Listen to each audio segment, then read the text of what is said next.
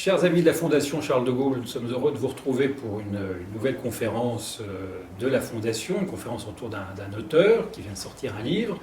Et je suis ici avec Hervé Guémard, le président de la Fondation, et nous accueillons Geoffroy Roux de Bézieux, président du MEDEF. Bonjour. Bonjour. Geoffroy Roux de Bézieux, bonjour Monsieur le Président. Et Geoffroy Roux de Bézieux, vous l'avez sans doute vu, a sorti il y a quelques jours un livre. On ne s'y attendait pas, mais un livre sur De Gaulle, sur le général de Gaulle, qui s'appelle L'intendance suivra. Alors d'ailleurs, il précise tout de suite, à fort juste titre, que cette phrase n'a jamais été prononcée par le général, ce que le général n'a pas manqué de dire lors d'un entretien à Michel Droit. Tout à fait. Et c'est un livre, c'est à la fois un essai historique, parce qu'on connaissait vos précédents ouvrages, qui étaient des ouvrages concernant la défense des entreprises, des chefs d'entreprise.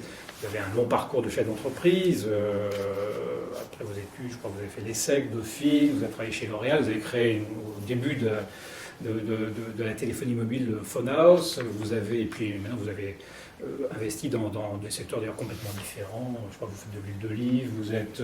Je fais toutes sortes de choses, des gâteaux au chocolat, voilà. des vélos triporteurs, je suis assez éclectique. Et puis naturellement, on vous connaît, le grand public vous connaît comme président du MEDEF. Vous êtes président du MEDEF depuis 2018, vous aviez été auparavant à Croissance Plus, président de l'UNEDIC, et donc vous êtes évidemment une personnalité tout à fait importante de notre monde économique et social, et vous intervenez régulièrement naturellement sur les débats d'aujourd'hui. Et dans ce livre, c'est un livre à la fois un essai historique, mais aussi une réflexion sur finalement la situation d'aujourd'hui, et c'est ça que je trouve particulièrement intéressant, parce que ça résonne évidemment beaucoup avec les débats d'aujourd'hui. Et finalement, vous montrez que De Gaulle, dont on a souvent dit qu'il ne connaissait pas grand-chose à l'économie, d'abord, il a fait l'effort de s'y mettre, et deuxièmement, il a quand même eu des réflexions qui, pour certaines d'entre elles, sont encore tout à fait valables. Alors, j'ai envie de vous demander d'abord, qu'est-ce qui vous a donné cette idée sur un sujet finalement qui n'est pas excessivement défriché, qu'est-ce qui vous a donné cette idée de creuser la connaissance et la proximité de De Gaulle avec l'économie? Alors, bon, d'abord, c'est un peu un livre personnel, comme je pense mes deux voisins, et comme beaucoup de gens, j'ai eu une passion, presque un coup de foudre historique pour le général de Gaulle très jeune. Et donc j'ai lu énormément de livres, les bons et les mauvais, les vrais et les faux, mais enfin j'ai beaucoup lu. Et finalement, au fur et à mesure de mes lectures, je me suis rendu compte qu'il n'y avait pas un ouvrage totalement dédié à ce sujet du rapport du général avec l'économie. Il y a des ouvrages qui traitent... Alors, il y a des ouvrages, par exemple, les politiques économiques de la 5e, tout à fait, de la Libération. Mais vous commencez en gros depuis le début. J'ai commencé depuis quasiment de Saint-Cyr jusqu'à la fin, effectivement. Et au fond, la fin de la mondialisation heureuse, pour résumer un peu la situation géopolitique, le retour des États-nations, l'affirmation de la puissance de la Chine, qui est évidemment très manifeste dans ces derniers mois, et la période de confinement qui donnait un peu de temps de réflexion et chez soi, m'a poussé à écrire ce livre. Et donc, effectivement, il y a deux parties. Il y a une partie historique. Alors, je ne suis pas historien. J'ai été aidé par une jeune normalienne qui a fait de brillantes recherches. Mais je me suis rendu compte, effectivement, que l'intendance suivra était un mythe sur le plan de la déclaration, mais aussi sur le plan du fond. C'est-à-dire que, le fond, le général s'intéressait à l'économie comme source de puissance et de souveraineté d'un pays. Et puis c'est l'autre partie, effectivement, que... Vous appelez quel héritage pour demain, donc c'est chaque chapitre est... Alors j'ai fait la différence, effectivement, entre la partie historienne, entre guillemets, et puis la partie prise de position... Et d'ailleurs, parfois, dans quel héritage pour demain, vous dites, sans embâche, bon, bah, peut-être que là-dessus, De Gaulle s'est un peu trompé, que des choses... On y vient, il y a des choses qui sont plus d'actualité. Mais donc c'est cette idée, et effectivement, le thème de souveraineté économique, moi en arrivant au MEDEF, j'ai créé une commission de souveraineté économique à l'époque, avait un peu fait tousser quelques patrons, quoi, parce que c'est pas un mot du vocabulaire patronal, mais il y a une forme de modernité. Et puis, petit dernier clin d'œil, on sait que le général n'aimait pas beaucoup les patrons, entre guillemets. Il y a cette fameuse phrase, alors vraie ou fausse, on ne sait pas, mais où il accueille le nouveau CNPF, que la CGPF, Georges Villiers, président. Georges Villiers, et il dit à la délégation, mais vous étiez où, messieurs, j'en ai pas vu beaucoup à Londres. Et Villiers lui répond, j'étais à Dachau. Voilà, il avait fait la résistance. Donc bon, alors l'anecdote au moins sympathique à raconter. Vous passez en revue les principales étapes et les principaux sujets. Vous commencez, on va y revenir d'ailleurs, De Gaulle militaire, la France libre naturellement, le critique libéral de la 4ème République, c'est très intéressant parce qu'on n'en parle pas souvent. Puis naturellement le redressement économique de 58, la planification, etc. Je voudrais revenir sur la première partie parce que c'est très intéressant, je trouve, l'approche que vous donnez des sujets économiques au travers de l'approche militaire. Et on se rend compte d'ailleurs qu'à cet égard, De Gaulle commence très très jeune, dès sa période de captivité en Allemagne, toute la réflexion qu'il a sur l'effort allemand, il réfléchit déjà à ces questions. Et il y revient ensuite, alors notamment dans sa période au SGDN dans les années 30, et on voit qu'il a jeté des bases, d'ailleurs, qui sont encore valables à beaucoup de points de vue pour la défense nationale.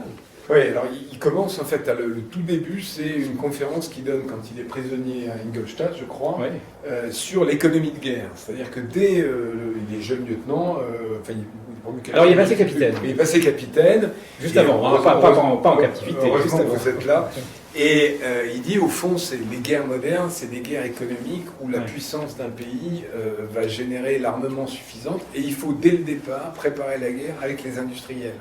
Donc il a cette idée d'économie de guerre à la fois planifiée, et c'est extrêmement moderne, parce que effectivement, c'est comme ça d'ailleurs qu'il a la vision, je pense, en 40, que les États-Unis ont gagné à la fin. Oui, alors parce qu'il a cette vision que la puissance économique, in fine, permettra de gagner la guerre. Dès les années 30, il est fasciné par le système américain, finalement. Vous dites, il y a le National Defense Act. Il fait une étude comparative des principaux systèmes de défense économique, et finalement, il dit le meilleur, c'est le système américain. Américain, avec, c'est intéressant, une petite allusion au système italien qui prépare dès avant-guerre le système de répartition des bénéfices de guerre. Alors, il est fasciné par les Américains, bon, on sait aussi le rapport compliqué qu'il avait, et au fond, je pense que alors là c'est une intuition personnelle, dès ce moment-là, il voit que la France se prépare pas assez, pas seulement du point de vue de l'esprit de défense, mais aussi du point de vue de sa puissance économique, des usines d'armement. C'est pourquoi d'ailleurs il y a une telle admiration pour Raoul Dautry. Oui. Alors qui est Raoul Dautry? C'est le ministre de l'armement de la fin des années 30, et en fait c'est le seul qui a été vraiment précurseur, et qui après la guerre sera au CEA avec d'autres, qui était un homme absolument exceptionnel. C'est lui d'ailleurs qui a envoyé chercher l'eau lourde en Norvège, puisque la France avait co-investi dans une usine en Norvège, qui était la seule à fabriquer beaucoup d'eau lourde, et il a, en mars ou avril 1939, il a fait un véritable raid juste avant la déclaration pour prendre toute l'eau lourde disponible pour que les Allemands ne l'aient pas, et ensuite cette eau lourde qui a traversé l'Atlantique et qui a servi au programme nucléaire américain. Donc c'était un visionnaire et un grand organisateur, et De Gaulle a toujours eu une très grande admiration pour Dautry, puisqu'on sait qu'à la fin des années 30, De Gaulle connaissait bien le personnel politique français. Alors, vous dites à différents endroits, notamment quand il s'agit de la libération, du redressement économique de 58, vous dites finalement la confiance est primordiale en économie, et ça, De Gaulle l'avait compris. Et la stabilité politique institutionnelle était un préalable pour un relèvement, un redressement de la France au plan économique. La capacité du général, elle est d'abord dans la capacité de croire ou de faire comme si. Alors, on connaît tous effectivement les débuts en juin 40, où il représente la France avec 10 ou 15 personnes dans son bureau. Mais ça a été aussi le cas à la Libération. La France est totalement ruinée, et il se conduit comme si la puissance économique était revenue. Et puis en 58, où, alors que là aussi la France est ruinée, on a un petit peu oublié tout ça, surtout ma génération, mais on est en banqueroute. Il fallait que l'attaché financier à Washington, qui était Jean Méot, donne le droit de aille à Washington, au département du Trésor. Et donc il a cette capacité, et l'incarnation qui va avec, à donner aux Français et aussi à l'international cette confiance dans le pays. Et la reprise en 58 est exceptionnelle, le redressement est exceptionnel, aussi parce que les Français y croient, que les étrangers y croient. Et au fond, il a bien compris, d'ailleurs la guerre fonctionne comme ça, que c'est parce que le leadership ou le chef inspire confiance, que l'ensemble des acteurs se font confiance, et du coup, l'économie de marché, c'est l'économie de la confiance, ni plus ni moins. Alors, de ce fait, vous faites un peu l'éloge de la stabilité institutionnelle qu'apporte la Ve République, mais il y a un petit bémol où vous évoquez la nécessité d'une démocratie sociale, et vous dites finalement, il y a quand même une tension un peu permanente dans ce système politique français, où il y a évidemment une certaine verticalité du pouvoir qui est nécessaire pour la raison qu'on vient de dire, mais où il faut aussi la combiner avec un dialogue absolument nécessaire. De Gaulle l'avait d'ailleurs un peu perçu, parce que finalement le référendum de 69, c'est déjà un peu ça. Il avait senti ça. Ah oui, non, parce qu'en réalité, la Ve République, c'est quand même, vous l'avez dit, une république totalement verticale, il y a le président et le peuple. Et les corps intermédiaires, qui sont des empêcheurs, pour vous dire, de réformer en rond, si je puis me permettre cette expression, sont largement bypassés, qu'ils soient d'ailleurs syndicaux, enfin salariés ou patronaux. Alors, moi, ma vision alors c'est une vision très personnelle, c'est qu'il y a des moments où, au fond, une république verticale s'impose, des moments de crise, des moments où il faut réformer brutalement, parce qu'on n'a ni le temps, ni les moyens, en quelque sorte, de composer, Et puis, il y a des moments où il faut prendre le temps de concerter, de composer. Et De Gaulle n'est pas l'homme de la deuxième partie, très clairement. C'est un peu l'échec après son réélection, ou son élection, puisqu'il n'a pas été élu la première fois. Il s'enlise dans cette difficulté à négocier, à concerter. C'est pas un homme des arrangements. Oui, mais il disait d'ailleurs, pardon, je finis, il disait d'ailleurs, après moi ils vont s'arranger, Pompidou c'est un arrangeur, etc. C'est ce type de choses. Et pourtant, alors là c'est totalement personnel, je crois qu'il faut savoir alterner les phases de verticalité et les phases, je ne sais pas si on peut les appeler d'horizontalité, mais de dialogue. Et si je puis me permettre une petite insiste, c'est un des sujets du président de la République actuel. Oui, j'entends ce que dit Geoffroy Roux de Bézieux, mais je voudrais poser une question. C'est une question de l'œuf et la poule. Parce que, comme disait Malraux, les institutions deviennent ce qu'en font les nations. Bon. Et il y a un exemple quand même particulièrement éclairant, c'est le paritarisme et la gestion de la sécurité sociale. Puisque De Gaulle sent ce besoin de respiration dans le système, et donc les ordonnances de 67, préparées par un gaulliste de gauche, entre guillemets, qui est Jean-Marcel Jeannet, donnent au conseil d'administration des caisses de sécurité sociale énormément de pouvoir pour ajuster les dépenses, les cotisations sociales, et donc, à l'époque, l'État dit quand même aux partenaires sociaux, voilà, allez-y. Bon. Et les partenaires sociaux ne font rien. Enfin, je ne veux pas les critiquer. Et c'est pour ça qu'on a une forme de quasi-nationalisation. On peut les critiquer. Voilà, non, mais il y a une quasi... On a le droit. L'État est obligé de reprendre la main des années plus tard, parce qu'en fait, il ne se passe rien. Non, mais donc, je pense qu'il y a des forces profondes dans le mental français qui fait que nous ne sommes pas des Allemands. C'est vrai. Non, mais c'est pas faux. Il y a un autre exemple, tu ne l'as pas cité, on est encore plus parlant, c'est la création du l'UNEDIC, qui est là totalement autonome et qui a perdu 1958, oui, c'est pour ça que je cite l'UNEDIC, avec Bergeron, et qui, au fil des années, a perdu cette autonomie. Alors c'est toujours pareil, c'est effectivement la poule et l'œuf, parce qu'il y a aussi, à l'intérieur de la machine étatique, une volonté de reprendre la main. Donc on met des petits pièges, des petites ficelles pour brider la liberté des partenaires sociaux, mais il y a un manque de prise de responsabilité, et on a les partenaires sociaux qu'on mérite, si je puis me permettre cette phrase. Donc c'est facile à dire pour moi maintenant, mais l'histoire a montré qu'on n'avait pas toujours le sens de la responsabilité, c'est tout à fait juste. Alors, De Gaulle était un patriote. Vous vous rappelez d'ailleurs qu'il n'aimait pas trop que les intérêts américains viennent racheter des entreprises françaises. On parle très longuement. On va en parler très longuement. Et puis vous dites une phrase... en faisant référence évidemment à la situation d'aujourd'hui, vous dites finalement les entreprises ont quand même une nationalité. Contrairement à tout ce qu'on a dit en disant mais non, etc., vous dites mais si. Et c'est un grand débat, c'est un grand débat, parce que, et par rapport à la période de 58-69, où la question ne se posait pas, Bull était français, General Electric était américain, etc., etc. Le capital ayant beaucoup circulé, l'Express coté étant possédé par des capitaux mondiaux, la question de la nationalité de l'entreprise se pose. Et il y a toute une génération de patrons salariés, de patrons. Je ne parle pas des entreprises familiales qui considèrent l'essentiel du tissu des agents du MEDEF, mais les grandes entreprises cotées, on pourrait dire la nature du capital fait qu'elles sont mondialisées. Ouais. En réalité, je pense que c'est plus compliqué que ça. D'ailleurs, une des premières questions que j'ai posées à cette fameuse commission souveraineté, en disant est-ce que vous pouvez définir la nationalité d'une entreprise ? Et la réponse à laquelle ils sont arrivés me va assez bien. C'est un faisceau de présomption qui va de la nationalité du dirigeant au centre de recherche, à la nationalité des administrateurs. Et in fine, la réponse m'a été donnée par le patron d'une très grande banque française qui m'a dit, au fond, quand ça va mal, vers qui on se tourne pour avoir un coup de main ? Quand tel gouvernement nous met en difficulté, on va quand même voir, quand on est une grande banque française, on va voir soit le ministre des Finances, soit le... Donc il y a quand même une sorte de nation... Enfin, pas une sorte, il y a un esprit national moins prononcé qu'il ne pouvait l'être.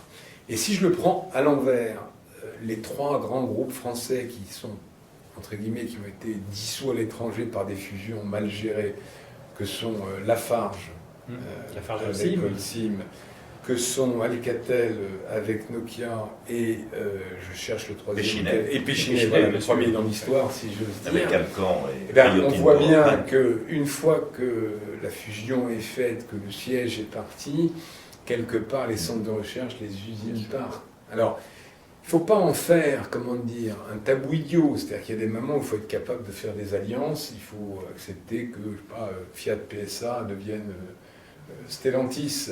Et probablement que le niveau européen est plus pertinent. Mais oui, il existe encore une nationalité des entreprises. Et dans un monde où les États se réaffirment, c'est un peu le retour des nationalités, hein, comme disait le 19e, je pense que ça a une certaine valeur. Sans tomber dans un nationalisme ou protectionnisme étroit qui viendrait à dire qu'il faut que ce soit 100% tricolore. Alors, De Gaulle n'était pas forcément contre des coopérations transfrontalières, à condition que le contrôle reste français, évidemment. Oui, alors là, il voulait le beurre et l'argent du beurre, ça ne marche pas toujours comme ça, notamment sur le programme nucléaire ou le plan calcul. Alors, ce qu'on vient de dire sur la nationalité des entreprises m'amène aussi à vous poser une question sur vous posez un problème que je trouve assez grave sur l'éventualité de conflits futurs, le retour de conflits interétatiques. Et vous dites, dans ces conditions-là, il faut, comme De Gaulle l'avait fait, jeune officier dans les années 30, il faut aussi se préparer à ça. Est-ce qu'il y a une prise de conscience sur toutes ces questions? Alors, il y a aussi en ce moment beaucoup les questions de cyberattaques, etc. Est-ce qu'il y a une responsabilité aussi? C'est un sujet qui me préoccupe, mais là c'est plus mon tropisme d'ancien officier des commandos marines que de patron du MEDEF, même si je ne suis pas complètement un cerveau séparé en deux. Je pense que, en tout cas au niveau des États, de l'État français, il y a une prise de conscience que on ne peut pas être un herbivore dans un monde de carnivores, si je le dis avec une métaphore un peu humoristique. Est-ce qu'au niveau des entreprises, c'est le cas? C'est moins vrai. Pourquoi? Parce que finalement, si, à la place du chef d'entreprise ou de ses actionnaires, la mondialisation heureuse, c'est quand même le meilleur système, puisque c'est celle qui favorise le plus d'échanges.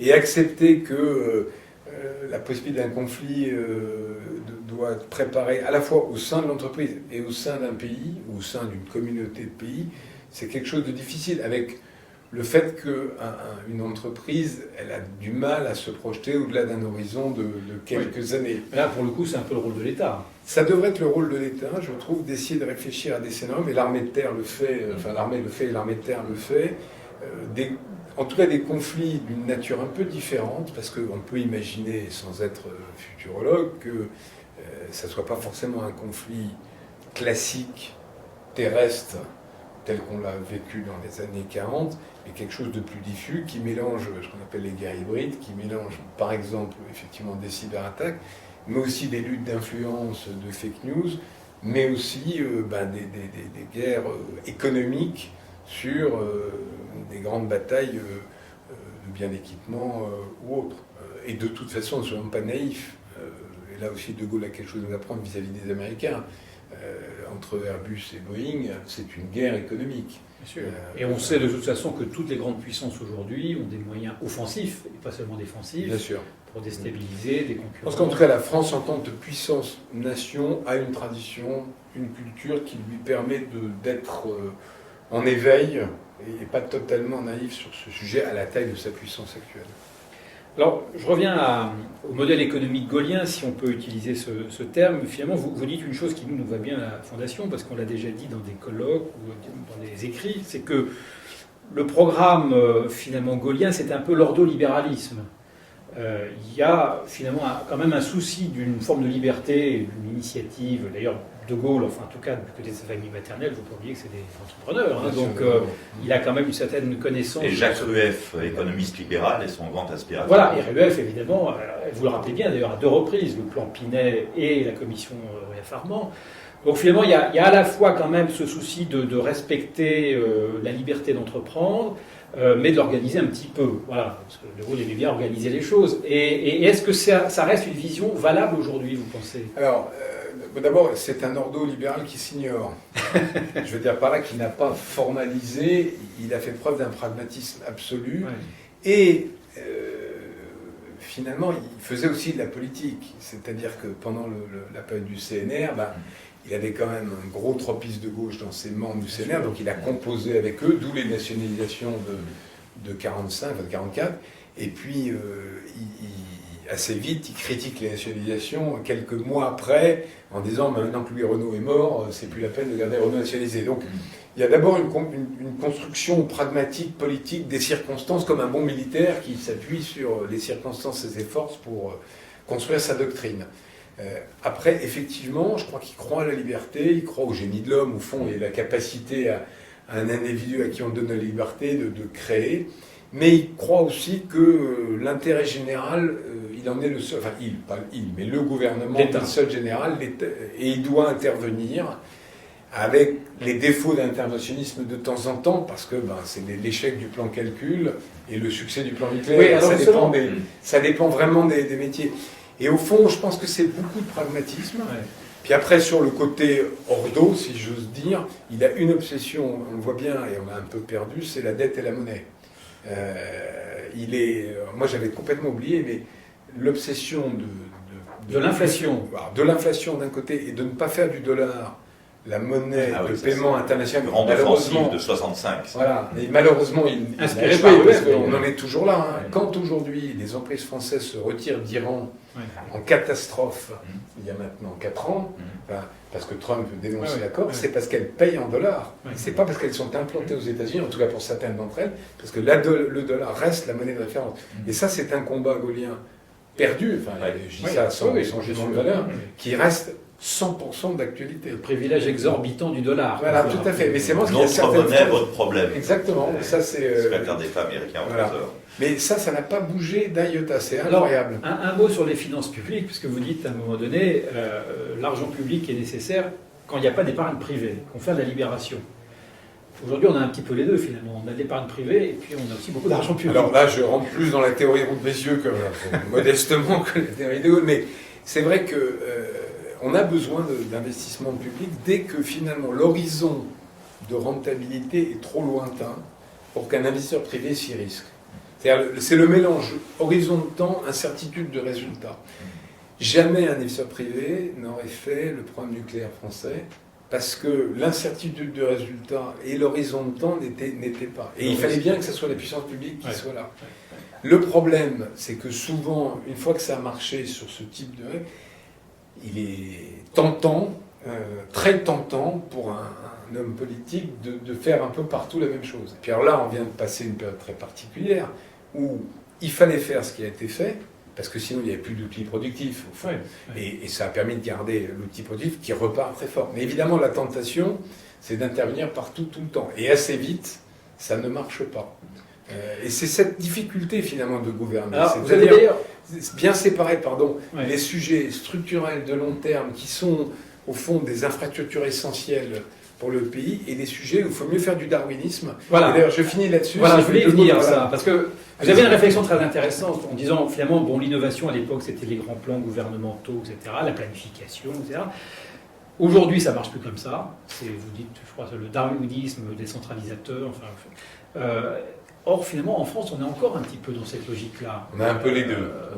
En fait, alors, ce qui est très intéressant, c'est qu'au moment où De Gaulle fait les grands plans, dont certains marchent, mais dont d'autres sont des échecs. On pense à la télécouleur, on pense à... Le procédé CK, mais enfin, il y a quand même Ariane, ça a marché. Oui, mais c'est pas ça que je dis, il y a les deux. Hein. Je suis ni turéfère, ni destructeur, il y a les deux.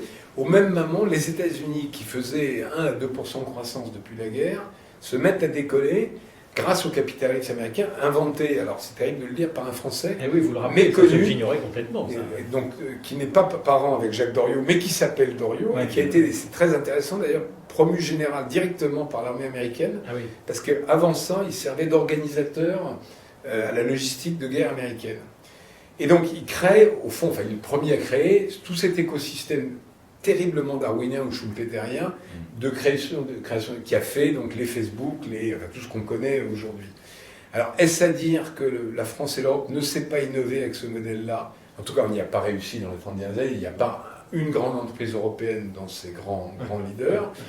Mais, c'est là où je mets un petit bémol, quand on voit les défis colossaux qui nous attendent pour le climat, qui là ont un horizon de temps qui est de nouveau à 30, 40 ans, c'est peut-être, pour partie, le retour de l'État stratège et d'une forme de planification.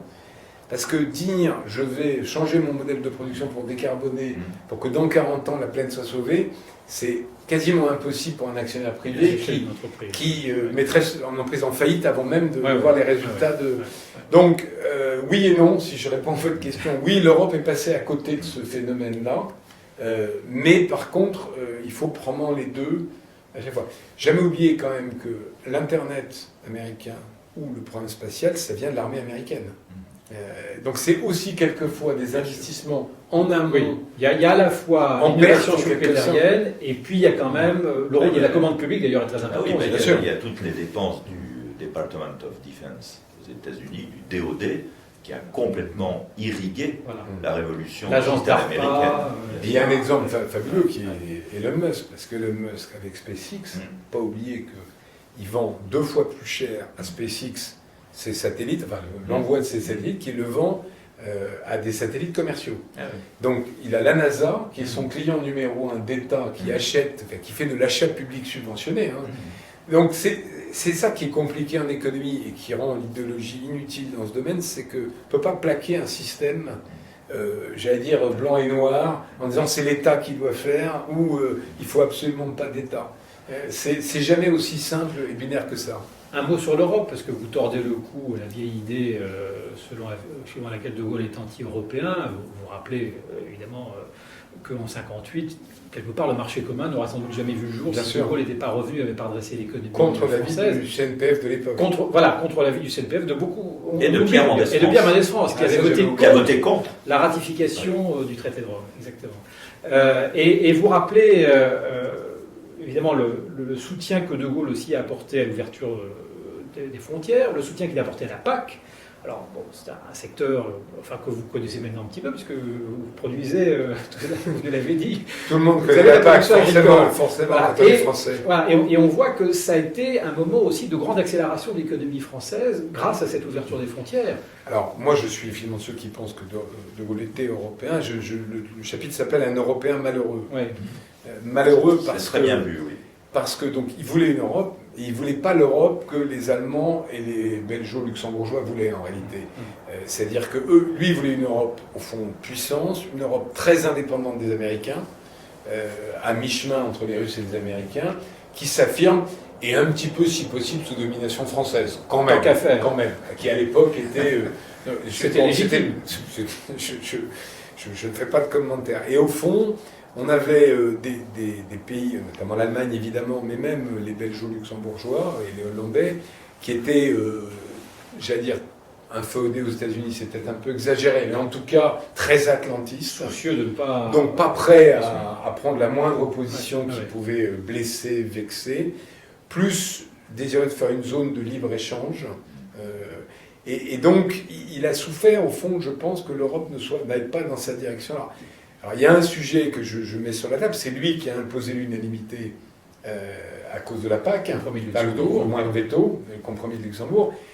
Je pense, et ne pas faire parler les morts, qu'il ne l'aurait pas souhaité à 27, cette unanimité, parce que c'est aujourd'hui celle qui paralyse complètement le fonctionnement de l'Europe, parce que c'est pas du tout la même conception. Mais oui, tout le monde retient le cabri, si j'ose dire, la citation du cabri, alors qu'en fait... il répond, je ne sais plus comment ça se fait, mais c'est une réponse qu'il fait à Michel Droit. À Michel Droit. L'Europe. Mais c'est une réponse au MRP de l'époque. Mais au fond, il est profondément européen. Et je trouve dommage, finalement, que la mémoire historique ne l'ait pas rendu justice de ce point de vue-là, parce que 58, vous l'avez dit, la majorité de la classe politique et économique, moi c'est ça qui m'a le plus surpris, veut s'enfermer dans ses frontières parce qu'elle ne se sent pas prête à la compétition. Oui, à la fois le CNPF, l'Association française des banques, les syndicats agricoles vont debout contre l'Union européenne. Et c'est le vieux parti, protectionniste conservateur, alors que De Gaulle dit non, ouvrons les fenêtres et allons se bagarrer à l'extérieur et soyons des conquérants. Et donc, à un moment, il y a cette phrase que j'ai trouvée extraordinaire où il dit « Mais les entrepreneurs français n'exportent pas assez, il faut que je fasse tout moi-même, quasiment. » Enfin, c'est pas exactement ça, mais c'est l'idée. Vous savez, d'ailleurs, au moment de l'indépendance des pays africains français, il dit « L'ère des continents organisés commence ». Ah oui, donc... voilà. Et vous savez que son grand-père, Jules-Émile Maillot, il est né dans la maison de son grand-père à Lille, était un entrepreneur qui avait travaillé de plusieurs années en Angleterre et qui était revenu en France. Il avait adapté en France un procédé de fabrication de la tuile. Il a fait fortune, c'était une fortune assez modeste malgré tout, mais enfin, il avait réussi. Donc je pense que tout ça, ça lui aussi le marqué. Finalement, il vivait un peu déjà, même si c'est un homme qui est né au XIXe siècle, déjà dans un univers très européen quelque part. Alors écoutez, on arrive au terme de cet entretien. Évidemment, beaucoup de choses ont changé depuis plus de 50 ans. L'économie a considérablement changé au plan international comme au plan français. Mais s'il y avait quelques messages forts gaulliens qui vous semblent encore aujourd'hui complètement pertinents et qui doivent nous aider à réfléchir sur nos problèmes d'aujourd'hui, quels sont ceux que vous souhaiteriez mettre en avant ? Peut-être pas forcément dans l'ordre. Bon, il y a cette idée d'ordolibéralisme que je trouve au fond assez moderne, c'est-à-dire des règles d'ordre en ce qui concerne la monnaie, en ce qui concerne les dettes, etc. Et après laisser dans un cadre bien défini le génie entrepreneurial, la liberté entrepreneuriale s'exprimer. C'est une forme de libéralisme tempéré qui est finalement assez moderne. Il y a, je pense, cette idée d'affirmer une Europe souveraine, différente du modèle américain, différente du modèle maintenant chinois, au fond, qui est un peu l'équivalent des Russes de l'époque. Et puis, peut-être, vous l'avez évoqué, la confiance. C'est-à-dire que le leadership de la 5e, c'est ça aussi. C'est une des forces qu'il a laissées, c'est-à-dire que l'incarnation que crée la 5e République, avec les différents personnages qui l'ont habité, peut-être pas tous au même niveau, mais l'incarnation est une force. Quand vous regardez le déclin de l'Italie, à l'inverse, c'est aussi, ils ont la constitution de la 4e République, plus ou moins. Et le déclin de l'Italie, il est aussi lié à ce manque de leadership, de confiance, ce manque d'incarnation. Donc il nous a légué des institutions qui quand même fonctionnent bon an, mal an, parce qu'elles incarnent, qu'on n'aime d'ailleurs pas, qu'on aime ou qu'on n'aime pas le titulaire du poste en quelque sorte. Et de ce point de vue-là, je pense que ça reste une force. L'intendance suivra. De Gaulle et l'économie, Geoffroy Roux de Bézieux, merci beaucoup. Hervé, merci beaucoup. On a eu un échange tout à fait vivant. Et je pense que ça donnera envie à tous nos amis de lire ce passionnant ouvrage. Merci.